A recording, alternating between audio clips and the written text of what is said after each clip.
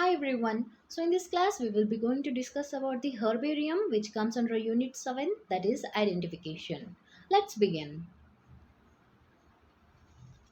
So herbarium, it is a collection of plants that usually have been dried, pressed, preserved on the sheets and arranged according to any expected system of classification for the future reference and study. So what is herbarium? It is a collection of preserved plants or a fungal specimens. So in fact, it is a great filing system for information about the plants. Filing system means what? Arranging the plants based on the classification. So both primarily and the secondarily. Primarily in the form of actual specimens of the plants can be preserved here. Okay. Secondarily in the form of published informations, pictures and recorded notes can be preserved here with the help of the herbarium. So herbarium mounting paper of 100% acid free. So the paper is 100% acid free and rack papers should be used for the mounting of herbarium specimens. Rack paper means what? The papers which are made of the cotton. Okay, and only one specimen collection number should be put in one sheet. So in one herbarium sheet there must be only one specimen of the plant. And there are 8 techniques of the herbarium which must be followed for the process of herbarium. They are collection, pressing, drying, poisoning, mounting, stitching, labeling and storage. The first one here we will come to know is about the collection. Here you can see the materials which are required for the collection process. There are 3 ways of collecting the plant specimens in the field. Firstly, if the trip is for one day, one can carry the plant press and newspapers, and the specimens are pressed in the field only. And the second method is to keep the collected specimens in a metal can known as vasculum. Vasculum, it is a container used to collect the plant specimens. And the wet newspapers must be placed inside the vasculum to keep the specimens cool. And the plant kept in the vasculum must be transferred to the newspapers that day itself, or the vasculum hold the vasculum or the container along with the plants may be kept in the cool place overnight. Third method, nowadays we can see there are polythene bags are available in the market and they are of various sizes. The collected plants are placed inside the polythene bags and the mouth of the polythene bag is tied tightly. So this is easy to carry and there will be no serious loss of the plant material kept inside the bags. The plant can be pressed after reaching the headquarters. So these are the 3 ways of collecting the plant specimens in the field. And now, what type of plants must be collected? The collection should contain at least the flowers or fruits, or probably both. In case of the grasses and other herbs, the whole plant, including the underground part, should be collected. And the size of the herbarium sheet on which the specimens will finally be mounted is approximately 28 to 42 centimeters, and this limits the size of the collected plants or twigs. Due to various consideration, at least 4 specimens of each plant are collected. This is done particularly to facilitate the distribution and the exchange. Of the 4 specimens, 2 will be mounted and kept in the herbarium, and the rest 2 will be kept as duplicates. The number given to the collections materials are very important record. All the 4 specimens of the same plant are given the same field number. The number must be attached to the specimen in the field itself, and this number will always go with the specimen even if there is possibility of the change of the name later. And the collection number refer to even the most valuable specimens like the type of the specimens also. And a type is an element on which the description associated with the original publication of the name was based. A very important part of the plant collection work is the recording of the field notes. So the detailed notes should be entered into the field notebook at the time of the collection in the field itself. Generally, we can record the details like date of the plant when it's being plucked, vernacular name, that is the common name, locality of that plant, habit of that plant, description of that plant, and the collector's name. Meanwhile, like that. So, this is the most important part of the plant collection trip, and one must be remembered that the specimens we are going to collect in the field will be used by some persons on later date. So, we have to keep in mind that we must not collect the scrap of the plants. Scrap means pieces of the plants. If the specimen is herbaceous, whole plant including the underground parts must be collected, or if it is woody plant, a twig that can easily fit into the herbarium sheet can be collected. It must be 35 to 40 centimeters long only. And very rare specimens like orchids, insectivorous plants, and endangered specimens must be collected sparingly. Sparingly means in small quantity. Collection should be made of the materials in all stages of the development.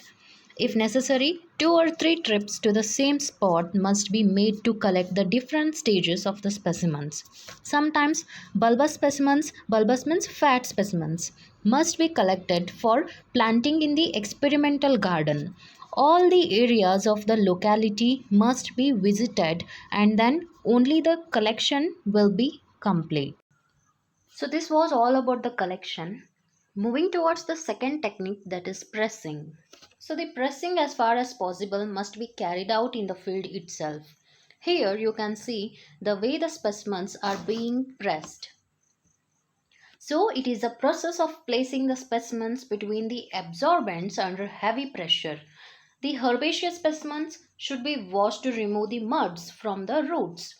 All the parts of the plant, such as leaves and flowers, are spread out in the herbarium sheet very neatly. So, this needs very much patience. Some leaves are placed facing upward and some leaves are placed facing downwards to show the characters on the both the surfaces. If the specimen is longer than the size of the mounting sheet, that is, if the specimen which we have collected is longer than the sheet of the herbarium, so we can fold the specimen in the form of V shape, N shape, M shape, Z shape, or W shape. If there are too many leaves or branches, a few are removed so that there is a little overlapping as possible and all the parts are easily visible. So, while pressing, the specimen should be placed in such a way that there is almost a uniform thickness of the bundle in the middle and on the sides of the sheets. This will provide uniform pressure in the pressing technique. So, this main object of the pressing is to flatten and dry the specimen. This is done by keeping the strap lights and by changing the blotters every day. Blotters means newspaper or the blotting papers which are used to dry the specimens. So, by changing every day for 6 to 10 days depending upon the weather, and the plants gradually lose their moisture and finally become completely dry. The used and moist blotters are dried and used again. And pressing the succulent plants and aquatic plants is not so easy. So, the succulent plants may be dipped in boiling water and pressed, but this will completely alter the shape of the specimen and the details may be modified later. The best method is to split the succulent parts and remove the fleshy which are present in them. And for pressing the aquatic plants, we have to take a big tray and pour water in it and place the glass plate or a tin sheet inside the water, that is at the bottom of the tray, and we have to put the white paper over the plate. And then the size of the paper must be slightly bigger than the size of the specimen. Now we have to transfer the aquatic plant to the tray and carefully spread the leaves, branches and parts of the plant. After laying the specimens over the tray, it cannot be altered afterwards. So we have to spread very carefully. Then we have to lift the glass plate with the paper. The specimen now will sit on the white sheet. The aquatic plants have mucilage with them, and so there is no need to apply the gum or the paste for pasting. The plant will automatically get pasted to the white paper. Place the paper with the plant over newspaper, and usually thin cloth paste is spread over the plants. Then place another newspaper over it. This is the way of pressing and pasting the aquatic plants as well as the algae. While pressing, always place one specimen in each sheet and do not always place the specimen in the center, as this makes the pile uneven. Pile uneven means the sheets uneven. In the bundle of the papers, the corrugate boards must be put at regular intervals. So these are the corrugate boards. So corrugate boards means what? The boards which are shaped into a series of parallel ridges. So these enhance the aeration in the pressing process. So the press level must be even, and so packing may be given whenever necessary. Then apply the ropes or the straps to tighten the press. Put the weight over the board, then the drying must be gradual. The third technique is drying. Drying plants should be placed in the press and be tightened. The faster the drying, greater will be the quality of dried specimen. The fungal and the bacterial attack will be very less or nil in this process. If the drying is quicker, the plant parts will not lose much of their color. Some people will immerse the plant in copper sulfate solution before pressing. This will make the plant appear green even after drying. Plants must be sweated in the field press. Sweated means they have to kept outside in the field press for 12 to 24 hours. Then open the field press and transfer the material to the fresh papers or the blotters. In the course of 48 hours, the plant must be changed at least 3 times. This will make the drying and prevent the plant parts. The wet and used blotters must be sun dried and must be made use for future drying. The sheets must be completely dry and free from the mold. If the sheets are found of the infect, then they must be discarded immediately. For 1 week, there must be daily changes of the sheets. The plants must be carefully transferred, and in the temperate places or during the rainy season, artificial drying is essential. If artificial heat is used, there must be maximum airflow. The double faced corrugated boards means what? The boards which are shaped into a series of parallel ridges. Or you can use the ventilators are the best. The specimens should not be dried in an oven. And in drying box, the lower chamber will be having an electric heater and the upper chamber will be used for placing the field press with the specimens. This is extremely successful and saves the labor and the time also. The quality of the dried specimens will be great. There is a very quick method of drying. The plant is placed in between the dryers and they are placed over a cloth bundle. Then we have to apply a hot electric iron over a paper. So this makes the drying. But this is not a proper method because the plant specimen they may turn brittle or they may break. Next technique, that is poisoning. The specimens are poisoned either immediately in the camp or after reaching the headquarters. If possible, such as in case of 1 day trips, it is advisable for us to poison the plants immediately after the collection. The poisoning is generally done by dipping the whole plant in saturated solution of mercury chloride in ethyl alcohol. The solution is poured in a tray and the specimen is dipped in it with the help of the forceps. Dipping the fingers in the solution should be avoided and the rubber gloves should be used while poisoning. All the parts of the plants are dipped in the solution for at least 15 to 20 seconds. The mercury chloride is deadly poisonous chemical and it affects the human beings. So, lauryl pentachlorophenone, that is LPCP, is used in some herbaria as a substitute for mercury chloride and it is reported to be very effective and comparatively safer in handling. And recently, another method has been adopted for collecting and poisoning plants during the field study. So, this method is known as the formalin method. So, in this method, it is highly suitable for tropical countries. What we do in this formalin method is that we collect these plant specimens and we can keep in ordinary old papers and we can bundle them. And each bundle is then placed in a large polythene bag and We have to have 70% of ethyl alcohol with 5 cc of 10% formalin mixtures is poured over the bundles so that the bundles just get soaked thoroughly, and then bags are then tied airtight. No further changes we can do until we reach the headquarters. On reaching the headquarters, the specimens are spread out for pressing and drying as usual. So this method is advantageous in many ways, as it saves the labor, and it saves the time in daily changing and pressing and drying of the blotters during the tour. So it saves the labor and it saves the time. So it also saves from carrying large amount of blotting papers and pressers, and also reduces the luggage. And the old newspapers, we can purchase them anywhere in any place. So next, coming to the next technique, that is mounting. After the specimen is pressed, dried and poisoned, it is fixed along with the label on mounting sheet. Here you can see the way they are fixing the specimens on the herbarium sheets. The mounting sheets are made from heavy, long-lasting white card sheets in uniform size of 28 into 42 centimeters. The aim of mounting is that the specimen should be neatly and uniformly spread and fixed on the sheets, and all the parts of the plant should be easily visible for the study. The common technique now in use in our country is pasting the specimens to the sheet with the glue.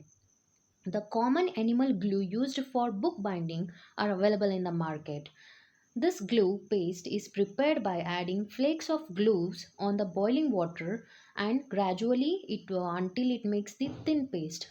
To give this glue some insect repellent property, some quantity of mercury chloride, thymol crystals or copper sulfate is added.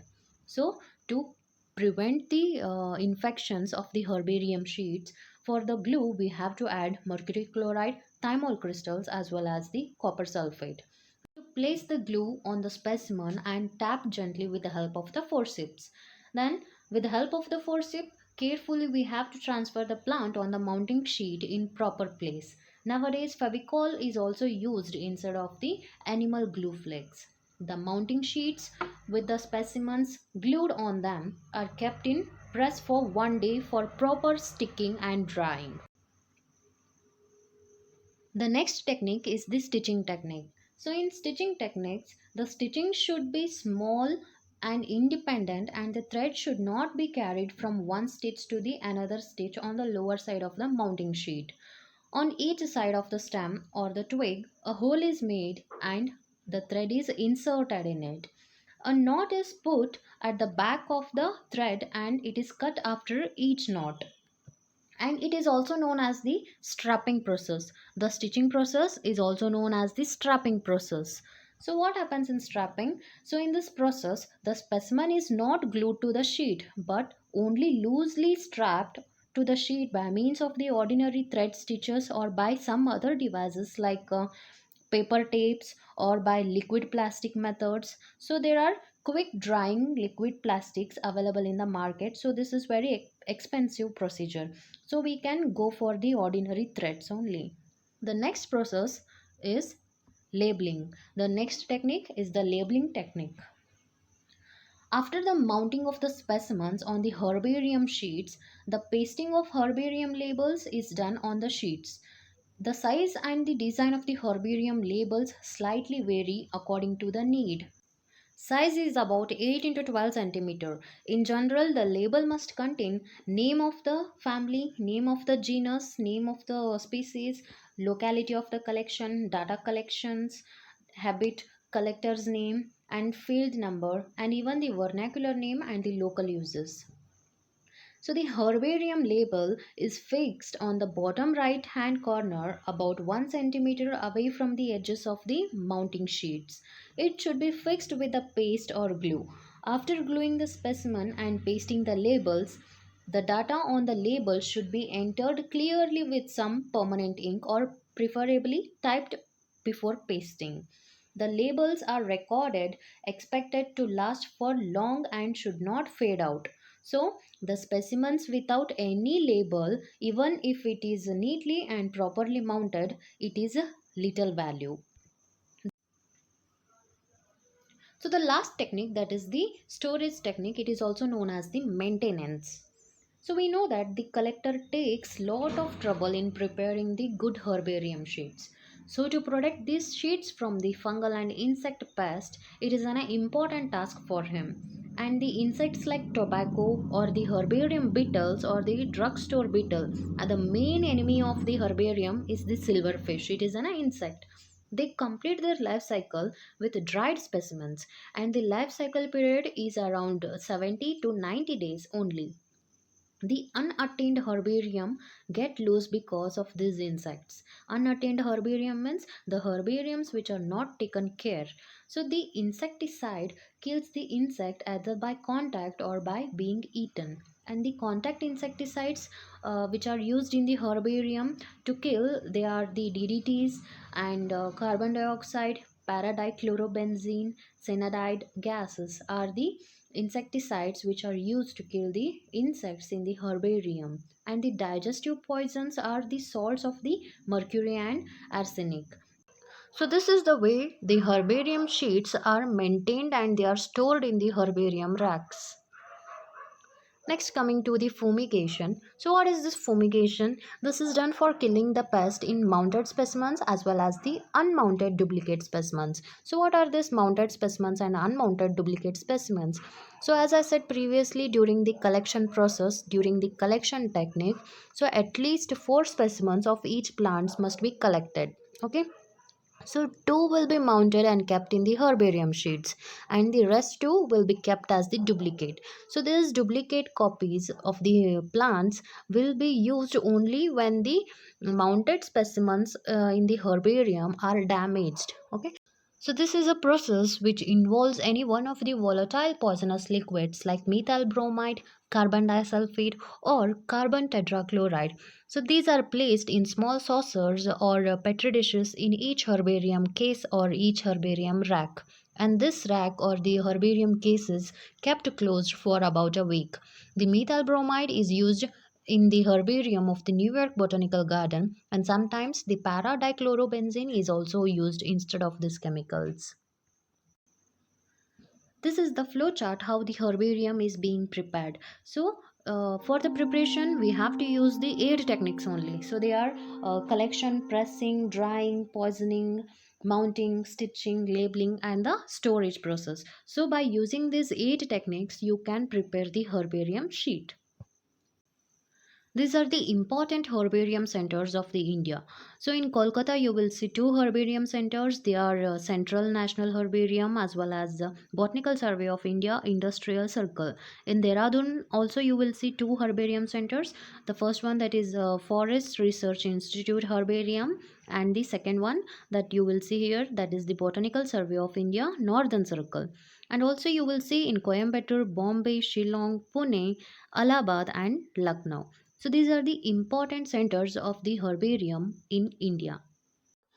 Seeing to the uses and the importance of the herbarium, so they play various roles in various fields. As if we see in the research field, they provide material for making the morphological measurements in the taxonomical fields and to provide the locality data for planning field trips during the taxonomical study. And also it helps to verify the plant Latin names when if we study nomenclature, and in biological research to provide reference sample for the identification of the plants eaten by the animals. And also it helps in providing the material for the microscopic observation. And in education and training, if we see, it helps in providing the materials for the teaching in the botany, taxonomy, field of botany studies and also plant communities, ethnobotany, agricultural field. And promote appreciation of botanical diversity by making specimens available for viewing by students, researchers, and the public, to provide internship and job opportunities for the undergraduate and graduate students. So, this was all about the herbarium, herbarium techniques, and the uses and importance of the herbarium. I hope you guys understood well. Thank you.